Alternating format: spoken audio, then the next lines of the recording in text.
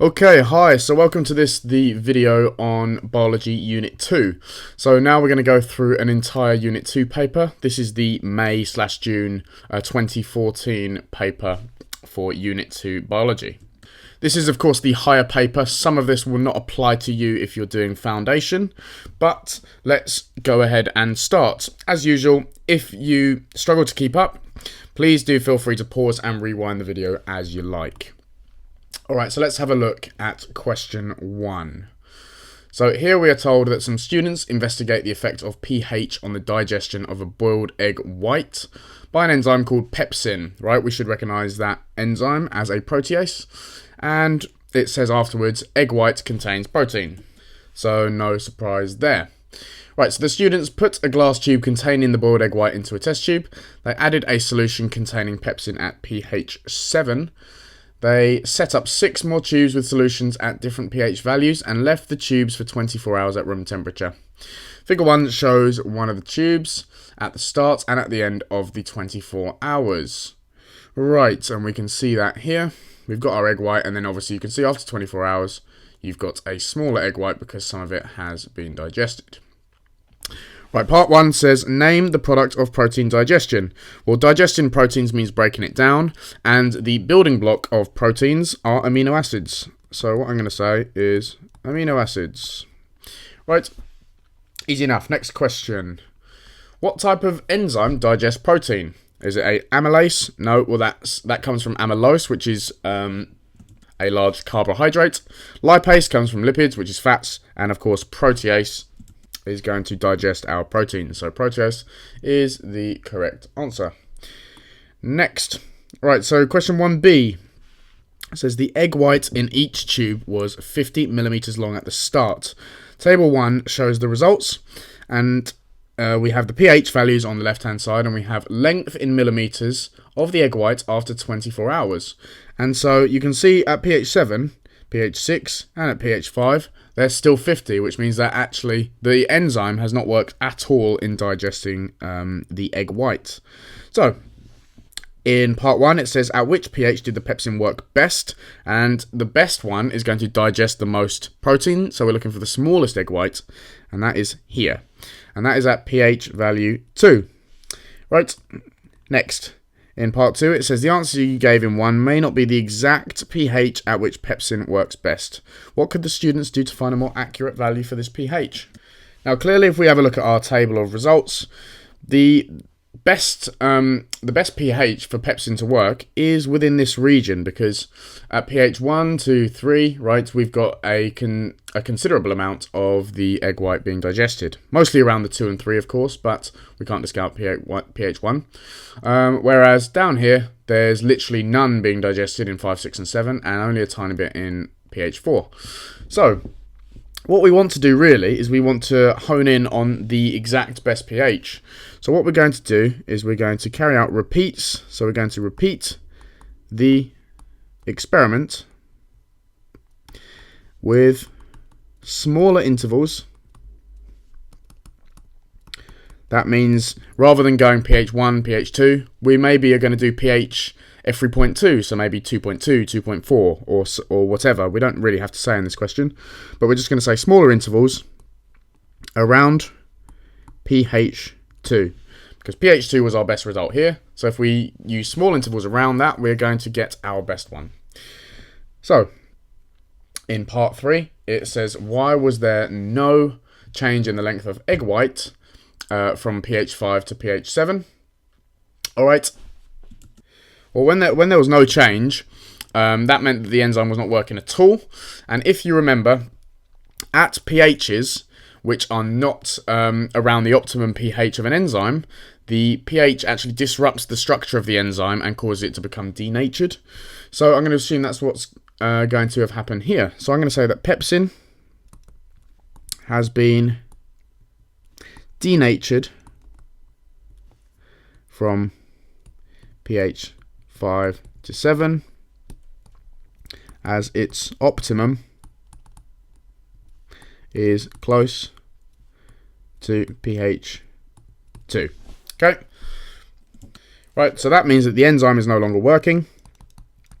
Enzyme no longer working. And if you want to be specific here, you could say as substrate, which is your protein, does not fit the enzyme. Okay, so the substrate no longer fits in the enzyme, and so it cannot work. Right, so moving on. Our last part of question 1, it says, pepsin is made by the stomach. Name the acid made by the stomach which allows pepsin to work well. Well, you should know that your stomach acid is actually hydrochloric acid. So the acid is hydrochloric acid. And the chemical symbol, if you wanted to write that, would be HCl. Alright, now that's the end of question 1. So let's move on. Right, so question 2. We are told, first of all, that we're going to be assessed on our use of English, right? This is 1 mark. When we're told this, it's always only 1 mark out of 6 in this case, is going to be on your English. So, diffusion is an important process in animals and plants. Yep, we know that. The movement of many substances into and out of cells occurs by diffusion. Describe why diffusion is important to animals and plants. In your answer, you should refer to animals, plants, and examples of the diffusion of named substances. Right, there are loads of marks up for grabs here. You could talk about loads and loads of different things in animals and plants, but we need to make sure we are talking about both and we are using correct examples. One thing I'm going to say straight away is do not use water as an example. This is going to be a very common mistake because obviously the movement of water is osmosis, it's not diffusion. Alright, so first of all, let's just scroll down here. I'm going to split this up into animals and plants using separate colours. So for plants, I'm going to use green, okay? In fact, I'd probably open with a statement just about diffusion. So I'd say, diffusion is important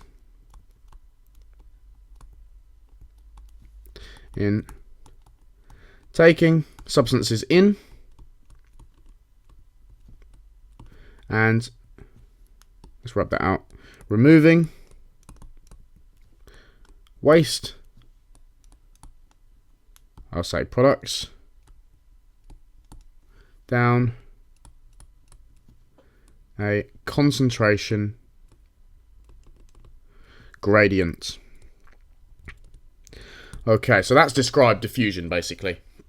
We know it's down a concentration gradient, and we know that it's going to be used to take substances in and to release waste substances when we don't need them. So let's start off with plants. Now what I'm going to say for plants is that plants take in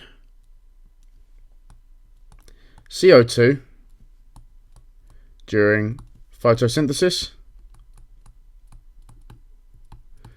okay, via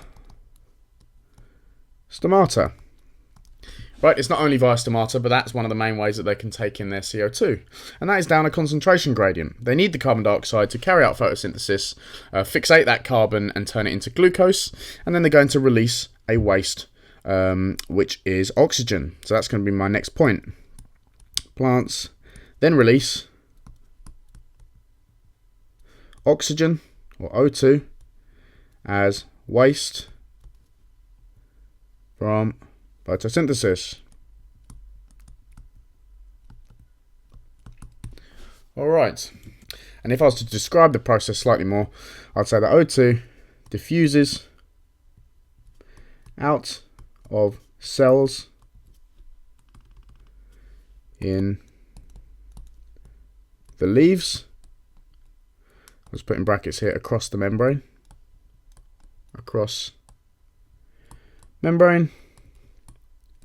and leaves, this is poor word choice, leaves the leaves, I'll say exits the leaves via stomata. Alright, now I'm going to use red for animals, and bear in mind that this process would actually is actually valid for plants as well, but I'm going to use animals as the example because it's asked us for animals and plants in the question. So I'm going to say Animals take in oxygen through, let's say, through the lungs. I'm going to put in brackets here mammals, because obviously not all animals have lungs, and they need this for respiration. Alright, if I wanted to be more specific, O2 diffuses into blood and is transported to cells. Okay, right, and then diffusion obviously happens at the cells across their partially permeable membrane, and so oxygen from the blood moves into the cells. We don't need to be too specific here. It's not asked us for an exact description of diffusion itself, but a description of where it happens in plants and animals. So then my second point is going to be CO2 produced as waste in the cells. This diffuses into blood across the membrane and travels to lungs and is released as waste. Alright, so we've got quite detailed examples there for both animals and plants, and at the top, let's just scroll back up. At the top, we have given a description of what diffusion is. Now, one thing I will say is that I said here, do not use water. I said that for a good reason. In the mark scheme, it allows you to use water as an example. So you might think, well, why did I say that? Because the question has specifically said diffusion, right? You don't want to get yourself confused between diffusion and osmosis. Yes, osmosis and diffusion are very similar. Osmosis just describes the movement of water. But if a question specifically says diffusion and makes no reference to osmosis, I would always stay on the safe side and use examples which are not water. Because if a question then asks you about osmosis, then you have to talk about water. And if you've talked about water in your diffusion question and your osmosis question, then in all likelihood, the diffusion question doesn't really want you to talk about water. In this question, it's actually said it's okay, but I would be very careful and try and avoid when you can. Alright, now obviously there were other processes which involve diffusion. For example, your digestive system. When you have a large amount of sugar or proteins or fats from your food, okay, then diffusion allows the movement of those molecules in your digestive system, and so on and so on. There are various other processes. I've only used the two really obvious ones. Alright, so let's move on now to the next question, because that is the end of question 2. So question 3. Question 3, we have an athlete here running on a treadmill. And it says, after running for several minutes, the athlete's leg muscles began to ache. This ache was caused by a high concentration of lactic acid in the muscles. That's definitely true. The equation shows how lactic acid is made. So it's glucose makes lactic acid plus energy. Name the process that makes lactic acid in the athlete's muscles. Alright, so if you recall, lactic acid is produced when our muscles are basically working harder than our body can keep up with. We can't supply them with enough oxygen. We can't supply them with as much oxygen as they need, and so they start to respire anaerobically. All right, because they still need to produce energy in order to carry on working, but they're not getting sufficient amounts of oxygen to allow this to happen as much as it would like. So the process is anaerobic respiration. It doesn't mean that there's no oxygen in the air, it just means that the muscles are working so hard that they need more oxygen than they are getting. So let's have a look at part B. Part B tells us scientists investigated the production of lactic acid by an athlete running at different speeds. In the investigation, the athlete ran on the treadmill at 4 kilometers per hour. Right, it doesn't really sound like a run to me, but there you go. The scientists measured the concentration of lactic acid in the athlete's blood after 2 minutes of running. The investigation was repeated for different running speeds. And we've got the results shown in figure 3 here. So you've got the treadmill speed in kilometers per hour on the x-axis, and you've got the lactic acid on the y-axis. How much more lactic acid was there in the athlete's blood when he ran at 14 kilometers per hour than when he ran at 8? Alright, so this is simple. We just basically look at the graph and we go up this line here because that's 14. And what's this? Well, that is 1 square below 7.0, but each square represents 0.2 by the looks of things. So this here is 6.8 as a concentration. Whereas if we go to 8 kilometers per hour and we go up, we are here, which to me looks like 2.4. So that is 2.4.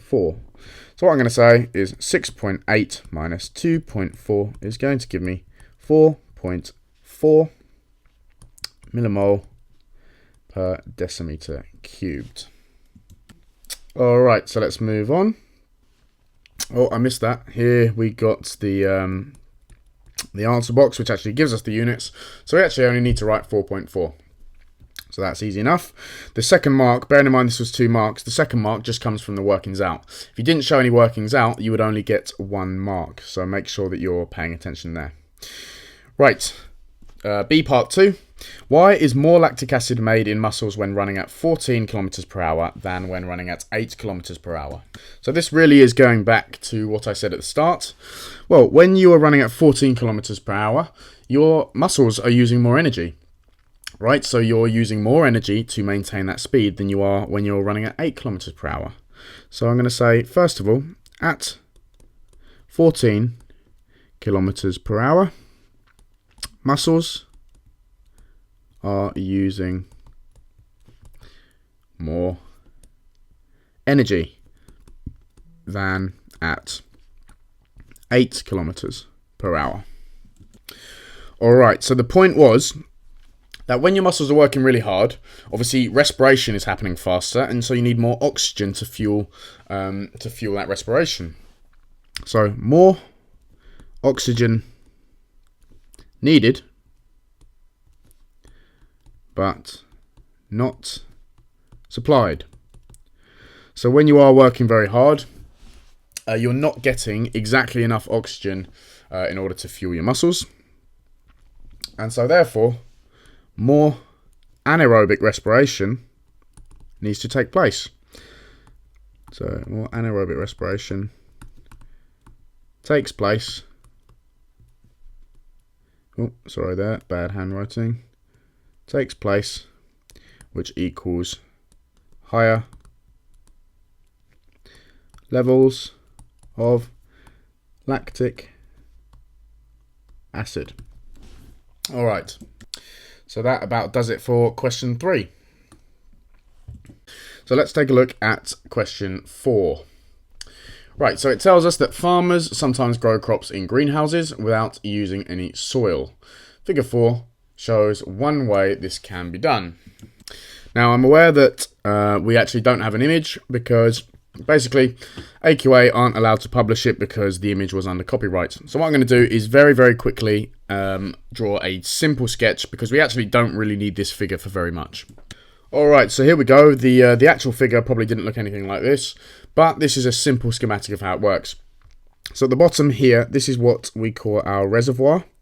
This is where our water is, right? And in the reservoir, these are just representing bubbles.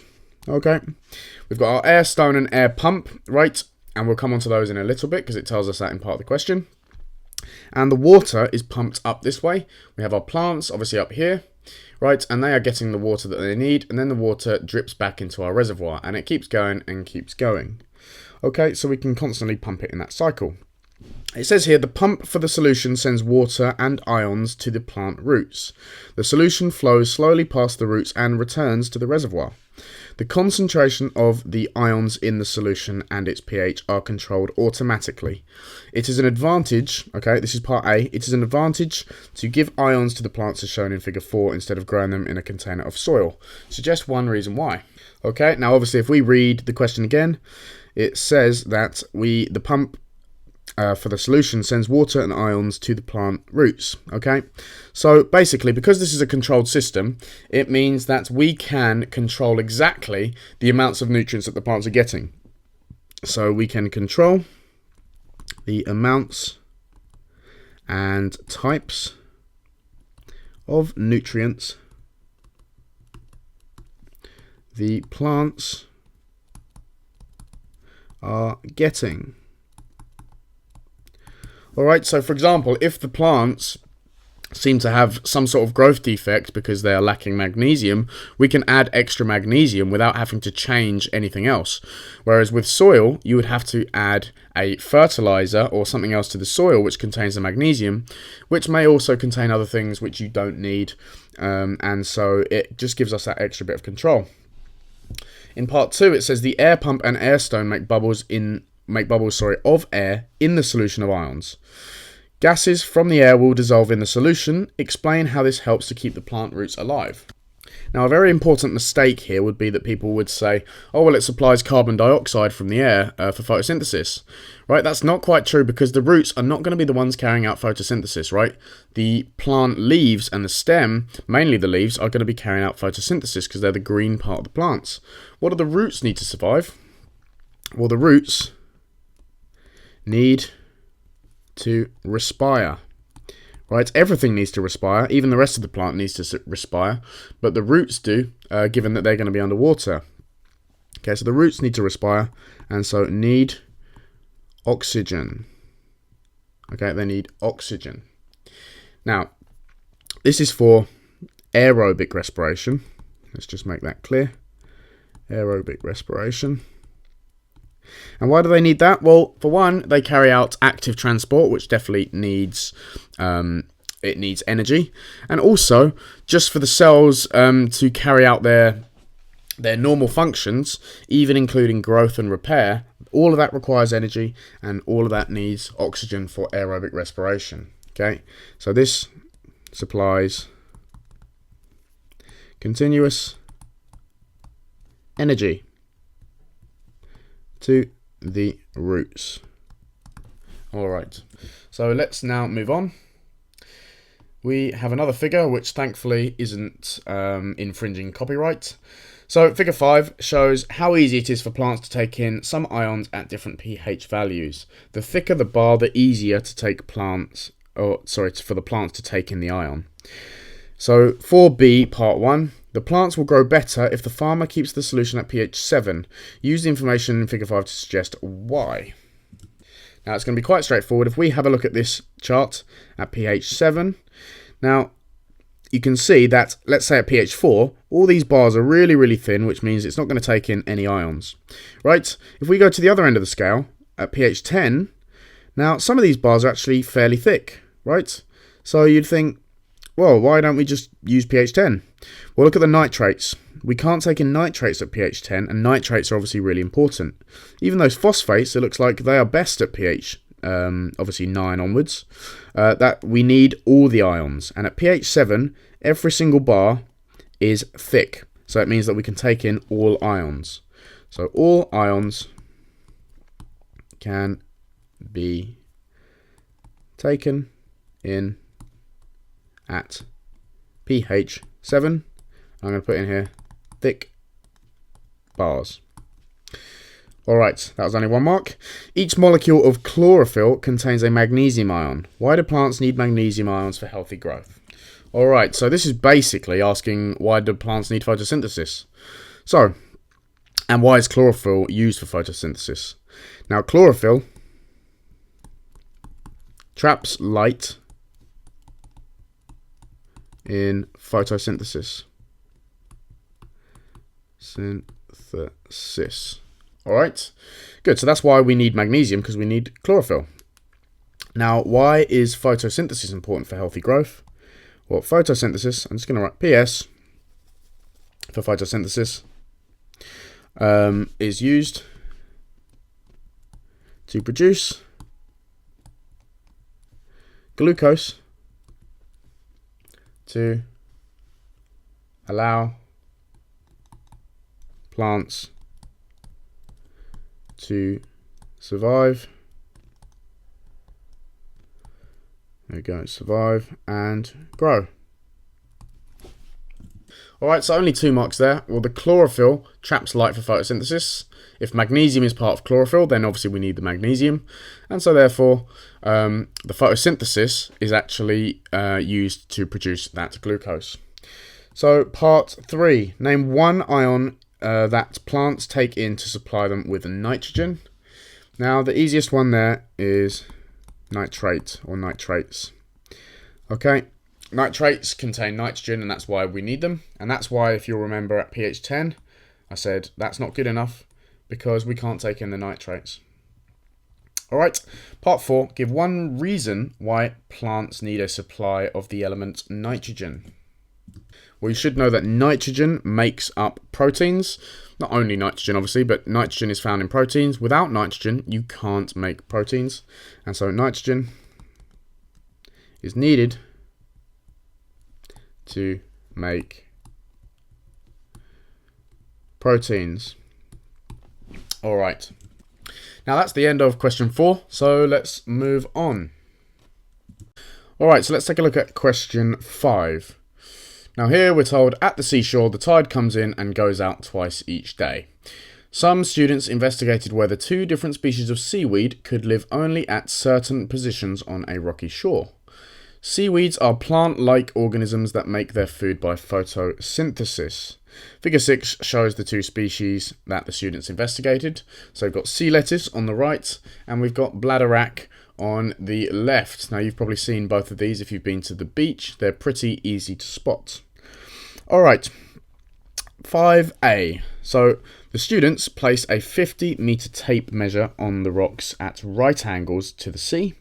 Placed a quadrat next to the tape measure. Recorded whether each species was present or not.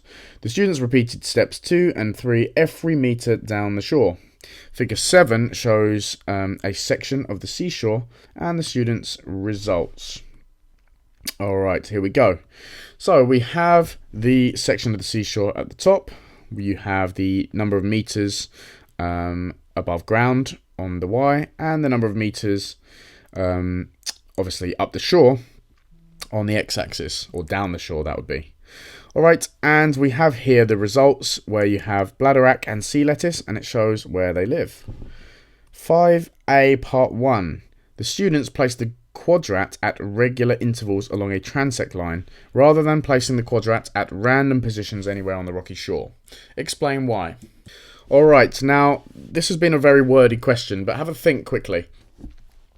The students are trying to find out whether the position on the shore affects which type of seaweed can live there. So it doesn't want to know just which types of seaweed live anywhere on the shore. They specifically want to know whether the position affects them. And so they need to actually study the positions in relation to where the seaweed lives. Right? It's not just they want to know, does the seaweed live on the shore? That's not good enough. So what they want is they want to find out the positions of the seaweed on the shore. I'm going to put comma, not just types of seaweed on the shore. Alright, now that's 1 mark. The second point is that they want to find out the positions in relation to the sea and or how high up the seaweed is. And you can tell that because of this graph on figure 7 here, right? They're actually measuring the distance up the shore, and that includes how high up they are. So they want this in relation to the position of the sea. I'm going to put slash position on the shore. So they want the position of the sea with relation to the position on the shore. And that is why they need a specific way of measuring the different abundances of seaweed on that shore. Alright, so let's move on to the second part. So it asked, how could the students have improved their investigation to ensure that they produced valid data? Now, you should know that to get valid results, we can't just carry out an experiment once. We need to carry out repeats. So they should have carried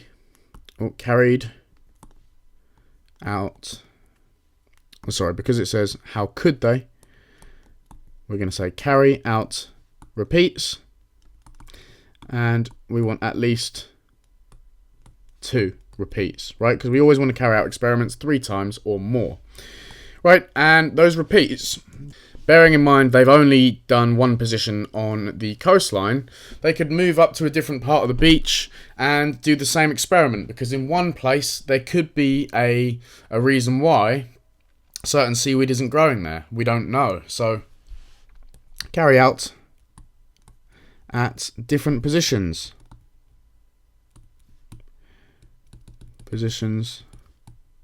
on the coastline. Right, that makes the data more valid because it gives you a bigger picture of what's really going on. Right, so let's carry on. So we have part 3. We're given figure 7 again, just so that we don't have to turn back the page for it. Now, we are told that the students concluded that bladderwrack is better adapted than sea lettuce to survive in dry conditions. What is the evidence for this conclusion? Now, be very careful here. Rather than argue against, we are only asked what is the evidence for this conclusion. So, let's have a look at figure 7 again.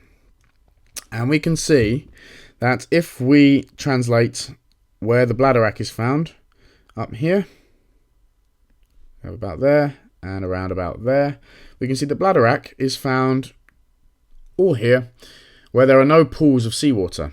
You can see these pools here. Well, there are no pools here, but we still find bladderwrack. However, we don't find sea lettuce. All right? Now, if I quickly take a look at the sea lettuce, and I project up, you can see quite nicely that these little boxes translate to water. So here we have sea lettuce because there's a pool of water, so it's easy to find it. Here, the same thing. There's another pool of water, so you can find sea lettuce. So we can almost conclude from this that sea lettuce really does need water, because bearing in mind here where it's dry, there is no sea lettuce found.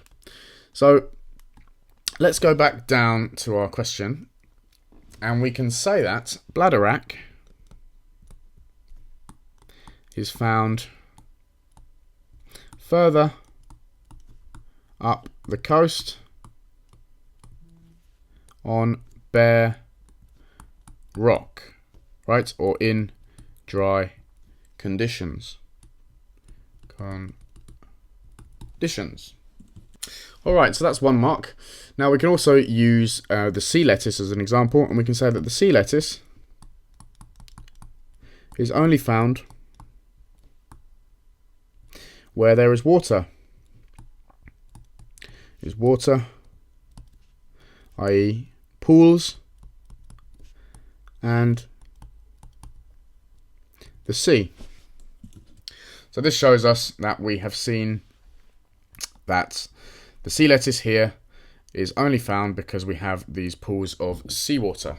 So that's more evidence to suggest that the bladderwrack can survive without water, whereas the sea lettuce needs that water all the time. Alright, let's move on. 5b. Bladderwrack has many air bladders. The air bladders help the bladderwrack to float upwards when the sea covers it. Suggest how this helps the bladderwrack to survive. Now let's have a quick look back then. So if we have a look at the diagrams, here we are. We have our bladderwrack here on the left, and here it has the air bladders.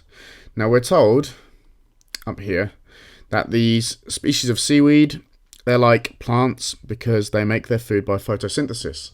That means that they need light. Photosynthesis requires light in order to make their food. So that is very important, because if the bladderwrack was covered by the sea, then obviously as you go further down in the sea, you get less light. Less light is available. So air bladders allow them to float upwards, So floating allows the bladder to be closer to the surface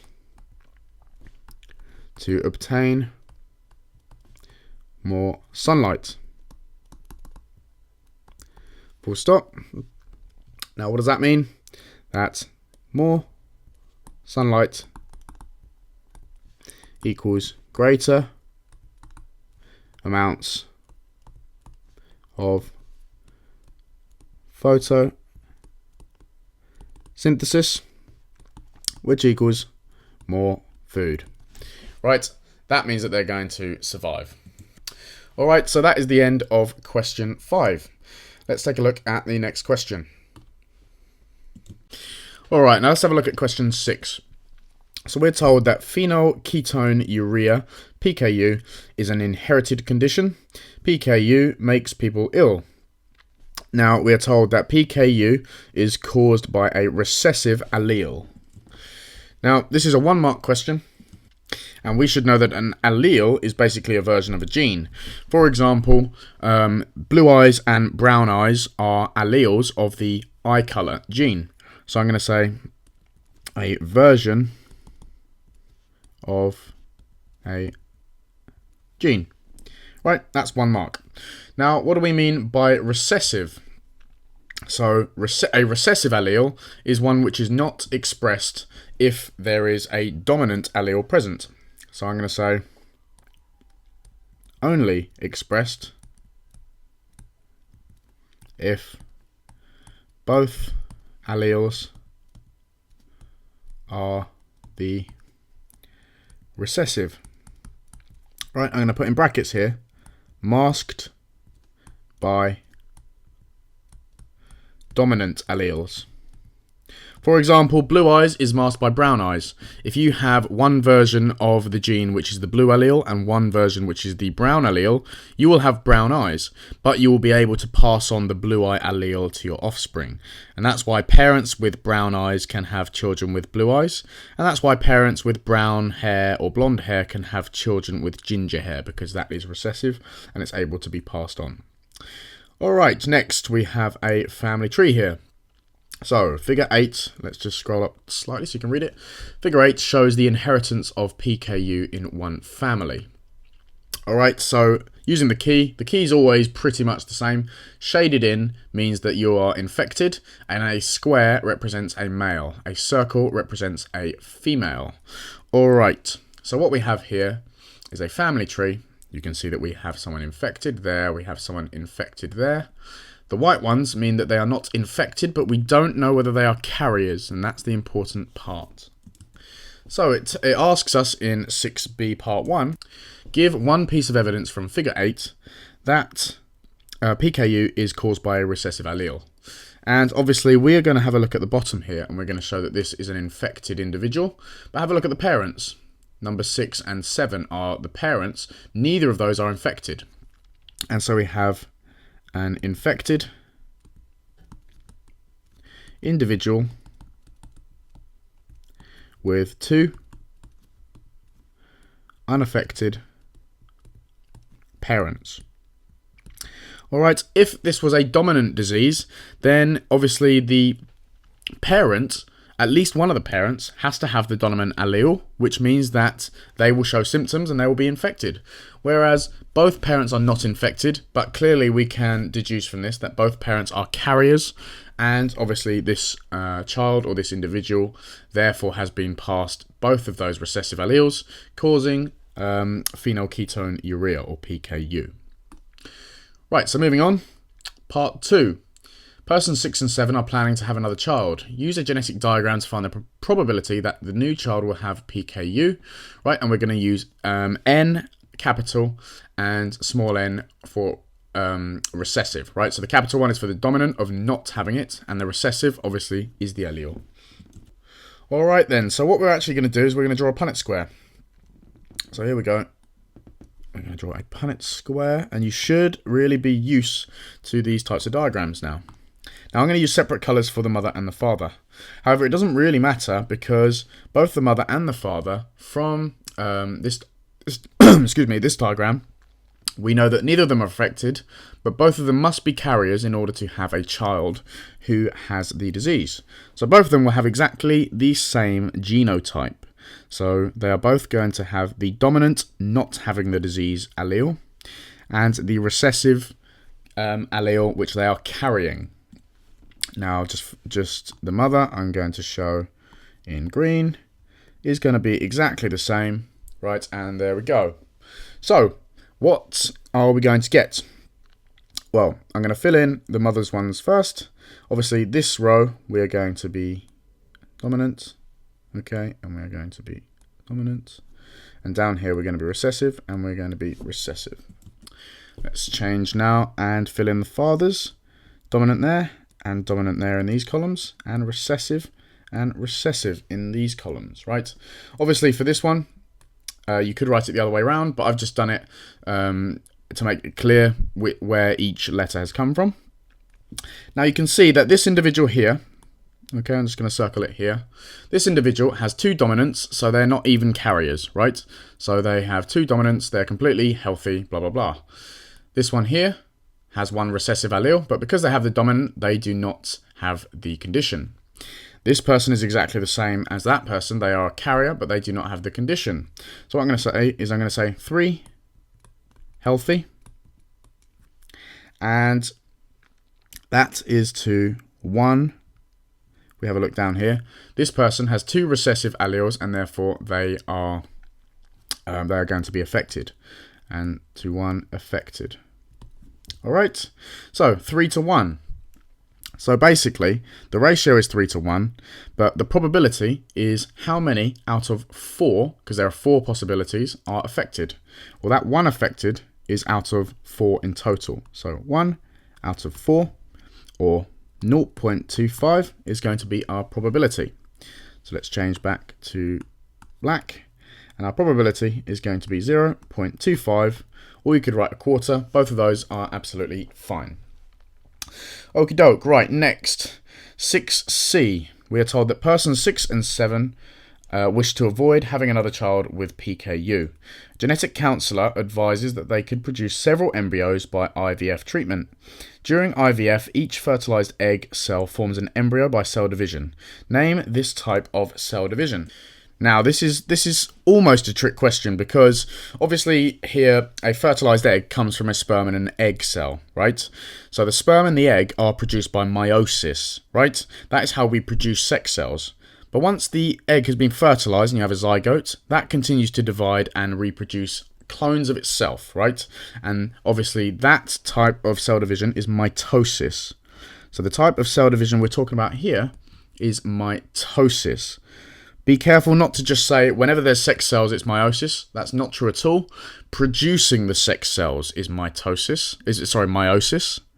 And producing every other type of cell when you're literally just cloning the cells is mitosis. So meiosis makes sperm and egg, or sex cells in other organisms which aren't called sperm and egg. Mitosis does everything else. So this is mitosis. In part 2, an embryo screening technique could be used to find the genotype of each embryo. Unaffected embryo could then be placed in person 7's uterus. The screening technique is carried out on a cell from an embryo after just 3 cell divisions of the fertilized egg. How many cells will be in the embryo after the cell has divided 3 times? Right, so this is basic maths. If you start off with 1 cell and you divide 1 time, you are going to produce 2 cells. Right? That's the first cell division. So I'm going to put a little 1 there. The second cell division, obviously you're going to split each one of those in 2, which means you double and you make 4 cells. And the third cell division, which is what we're after, you double the 4 because they all split in 2, and you make 8 cells. So our answer is 8. Alright, moving on. Question 6C part 3. During embryo screening, a technician tests the genetic material of the embryo to find out which alleles are present. Genetic material is made up of large molecules of a chemical substance. Name the chemical substance. Now, this is a really wordy question for something which is quite simple. Our genetic material is obviously made of DNA. Alright, straightforward. Part D. Some people have ethical objections to embryo screening. Give one objection or one ethical objection to embryo screening. Now, it might actually, but bear in mind that you're taking out one of the cells out of 8. This can actually cause damage because you're dealing with something that's so fragile. So this may lead to damage of the embryo. So it may lead to damage / destruction. Right, it sounds a bit dramatic, but I won't say death because you could argue that an embryo at that early isn't alive. So damage or destruction of embryo. Now that was a 1-mark question, but there are actually loads of marks you could get for that one. Some people just say it's not right because you're going against God, so you could say that there are religious arguments. Some people say that, well, if you screen them and it turns out that they do have a disease, then that's going to lead to abortion, and abortion's wrong. Some people could say that it's not natural because you're actually basically choosing the characteristics of your baby, and so there are loads and loads and loads of different points that you could come up with.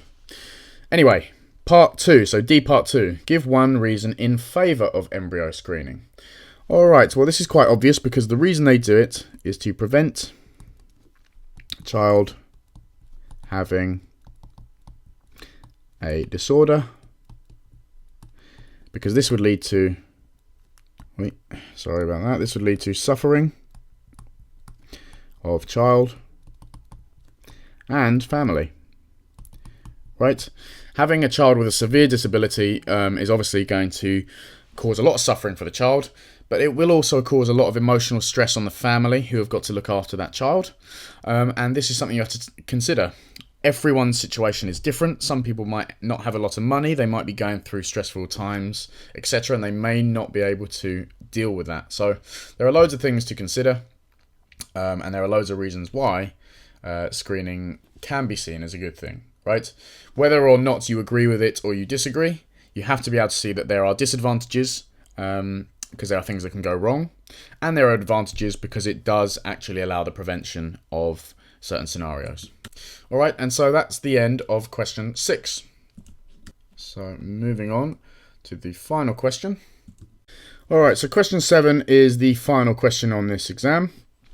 Part A tells us that fossils provide evidence for what early life forms were like. From the evidence, scientists think that the Earth began more than 3 billion years ago. Many early life forms were soft-bodied. Explain why this makes it difficult for scientists to be certain about what these early life forms were like. Alright, so there are 2 points here because we are told that it's for 2 marks. Now the first point, let's have a look here, soft-bodied. Now if something is soft-bodied, that means that the soft tissue making up an organism is not going to produce a fossil. If you think about a human skeleton, you can't see a nose, right? Because there's no bone in your nose. There's just a hole on your skull where the nose is. And you can't see basically anything else apart from your bones because everything else decays. So soft tissue decays. So difficult to see soft-bodied remains. Alright, so that's one. Secondly, the fossils themselves, so obviously we do get fossils of bones, it takes a very, very specific set of conditions in order for a fossil to be preserved. And because of geological activity and other things, so we're talking about earthquakes, volcanoes, and even things like landslides or whatever, anything that's going to destroy rock, right, can destroy the fossils which are contained within the rock. And so fossils are, I won't say being because that suggests they're happening all the time, but fossils are destroyed by natural processes. So we have a lack of fossil evidence, and that is more than enough for those 2 points. So the lack of fossil evidence, because, you know, if in the last 3 billion years the chances that a fossil has been destroyed are going to be very, very high, right? So it's really rare to come across old fossils, okay? So we have the soft tissue and we have the fact that fossils are being destroyed. That is more than enough for the first part. So 7b, we've got figure 9. This shows two types of pistol shrimp.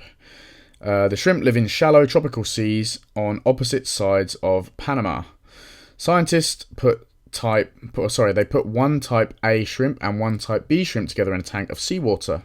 Two types of shrimps snapped their claws aggressively at each other. They did not mate. The scientists said that this was evidence for type A and type B shrimps being classified as two different species. Give one reason why the scientist's opinion may be correct.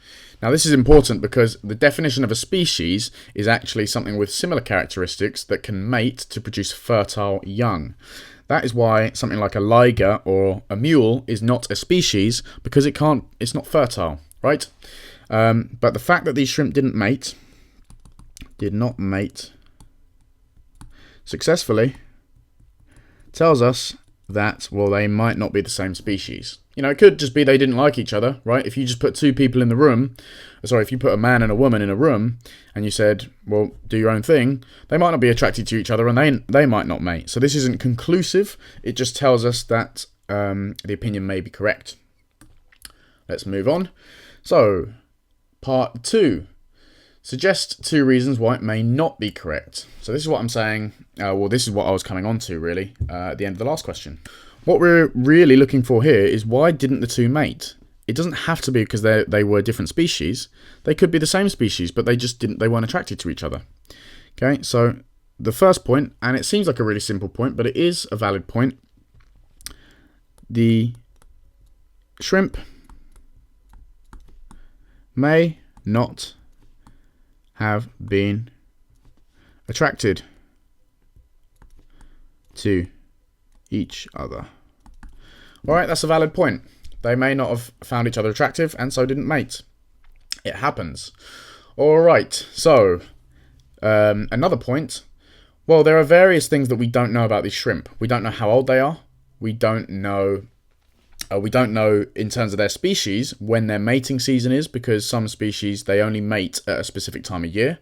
And that's actually not just because they like the sun or they like the rain. Biologically, they only become fertile in certain parts of the year, right? So that could be another one. Another obvious one is that we don't know what gender they are. They could have been the same sex. We could have two males or two females, and obviously they're not going to produce any young, right? And so I'm going to say that they may be same sex, cannot produce young. Alright, so there were loads of points there really, because we're just not given enough information about these shrimp. Alright, and so the last question, and this is the last question of the entire paper, is 7c. Alright, let me just get everything on the page. There we go. So, Panama is a narrow strip of land which today joins North America and South America. It was formed by land moving up from beneath the sea. Panama has separated the Pacific Ocean and the Caribbean Sea for the past 3 million years. Explain how two different species of pistol shrimp could have developed from an ancestral species of shrimp. Alright, now this is a 6-mark question, but it doesn't tell you that it's marking you on your English, so we are actually going to need 6 points, okay? So, this is a question which is asking you about evolution, right? So Darwin's theory of evolution is going to come into play here. The first thing we need to realise, right, before I write anything down, is that Panama is a narrow strip of land, right, which joins things together, the North and South America. But it was formed from land moving up from beneath the sea. So a long time ago, Panama wasn't above ground, okay? It wasn't above sea level. So it's only sort of turned up for in the last 3 million years, but the Earth is obviously over 3 billion years old. So before Panama surfaced and came above sea, there was no land barrier blocking the two seas, so the Pacific Ocean and the Caribbean Sea. Alright, so what we can say is that in the past, no barrier between, sorry about this handwriting, this is terrible, between Pacific and Caribbean. Make sure we spell this right. There we go. Caribbean. One ancestor species of shrimp. Because those shrimp could go wherever they want, we could say that they're one species and it was one community. Alright, but then what happened? Well, when Panama surfaced, so we can say that the land barrier separated populations of the shrimp. Populations of shrimp. Right. Now, what's going to happen then in these separate populations? So now we are going to have different environmental conditions, right? So separate environmental conditions meant that genetic variation in populations provided an advantage to the specific conditions. Right, this is a bit of a mouthful, but we need to make sure that we've got all these points down. Alright, so what we're saying is basically that the land mass that is now separating those two populations of shrimp, now on each side of the land, the environment is going to be different, right? And so that means that certain characteristics are going to be advantageous to some shrimp, but not the others. For example, maybe one side was warmer than the other, and so for one of them to be able to deal with a higher temperature would provide an advantage, whereas in the other population of shrimp, it wouldn't provide an advantage, right? Genetic variation is going to occur between the populations, right? Within the populations and not between the populations, because they're no longer allowed to mate with each other because there's a massive land barrier in the way, so they can't reach each other. So that means that mutation occurs in the population and genetic variation occurs. All right, now I'm just going to separate this so we don't have everything sort of too close. Now, natural selection is going to play a part. Natural selection allows shrimp with advantageous characteristics to survive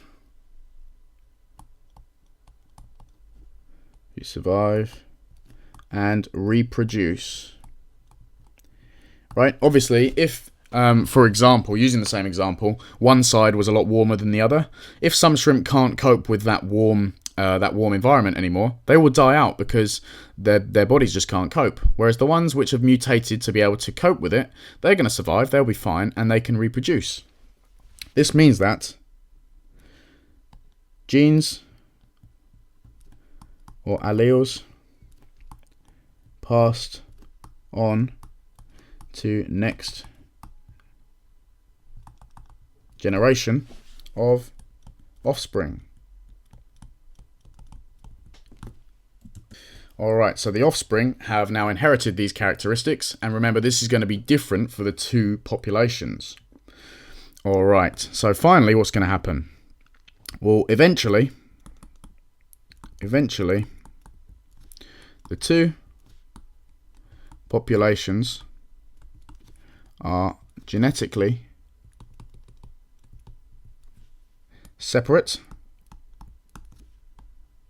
and cannot interbreed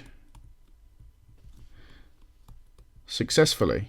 Oh, I'm not going to fit that there, am I? Let's write a bit smaller. Successfully. Alright, so they can't interbreed successfully, and this means they are now separate species. Okay, this is a classic question on the theory of evolution. So what's going to happen is there is going to be, for some reason, populations are separated. They then start to mutate and genetic variation is introduced.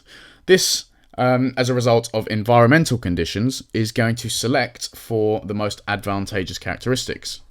Environmental conditions are going to be different, of course, and so they're going to be selecting for different characteristics.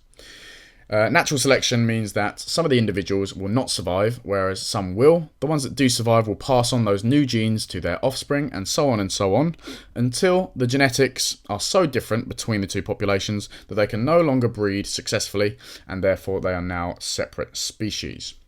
Alright, and that is actually the end of the paper. So, I hope that's been of a lot of use to you. If you do have any questions on anything I did cover in the paper, please do feel free to send me an email using the link below, or post a comment and I'll be sure to get back to you. But if you like this video and the other ones that I've done, please do like and subscribe, because it really does help me out. And I've also got more videos coming up very soon, which I'm sure that you'll be able to benefit from. So I'm going to stop there. Thank you very much for watching, and I look forward to seeing you in the next one.